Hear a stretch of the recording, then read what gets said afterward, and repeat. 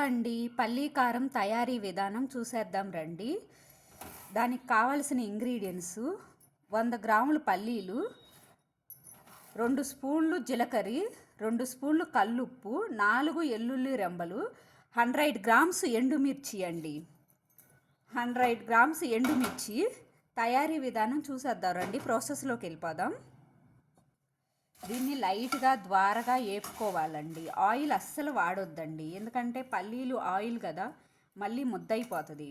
Oil వాడకుండానే ఎండుమిర్చి కానీ పల్లీలు కానీ జీలకర్ర కానీ వేపుకోవాలండి. ఇట్లా ద్వారగా వేపుకోవాలండి, బాగా చక్కగా అన్నీ కలిసేటట్టు సిమ్లో పెట్టుకొని వేపుకోవాలండి.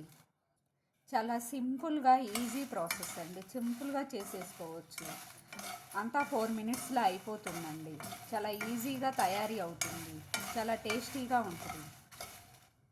ఇలా ద్వారగా వేపుకోవాలండి, బ్లాక్ రానియొద్దు అసలు. దీన్ని ఇలా వేపుకొని ఒక ప్లేట్లోకి తీసుకోవాలండి. ఒక ప్లేట్లోకి తీసుకున్నాక తర్వాత అదే బౌల్లో పల్లీలు వేపుకోవాలండి.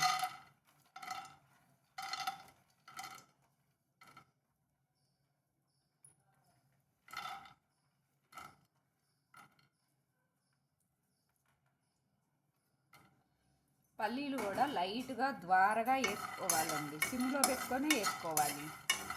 చల్లారనిచ్చి మిక్సీకి పెట్టాలండి. వేడి మీద మిక్సీకి పెడితే ముద్దయిపోతుంది. పల్లీలు ఆయిల్ ఉంటుంది కదా, కొంచెం బాగా చల్లారనిచ్చేసి మిక్సీకి పెట్టాలి.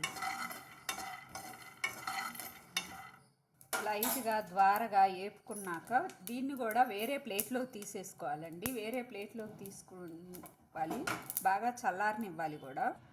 అదే ప్లేట్లో 2 స్పూన్లు జీలకర్ర వేసి ఆపాలండి లైట్గా.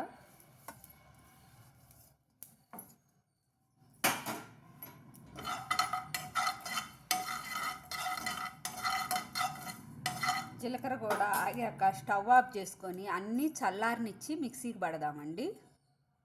లాస్ట్లో ఎల్లుల్లి కూడా వేసి మిక్సీకి పట్టుకోవాలండి. లాస్ట్లో వేయాలి ఎల్లుల్లి, ఏటికయ్యే వేయాలండి. కారానికి కారం, పల్లీలకు పల్లీలు, లేకపోతే ముద్దలాగా అవుతుంది. హలో అండి, ఎంతో ఈజీగా ఎంతో టేస్టీగా ఉండే పల్లీ కారం ఎలా తయారు చేసుకోవాలో చూసేసాం కదండి. నచ్చితే లైక్ చేసి కామెంట్ చేసి షేర్ చేయండి ఫ్రెండ్స్. ఎలా ఉందో కామెంట్లో చెప్పండి ఫ్రెండ్స్. చాలా ఈజీగా తయారు చేసుకోవచ్చండి. ఇది అన్నంలోకి కానీ దోశలోకి కానీ ఇడ్లీలోకి కానీ చాలా టేస్టీగా ఉంటుందండి. ఎంతో ఈజీ ప్రాసెస్ కూడా. ఒకసారి కామెంట్ చేయండి ఫ్రెండ్స్ ఎలాగుందో. చూసారా ఫ్రెండ్స్, ఎంత కలర్ఫుల్గా ఎంత బాగుందో.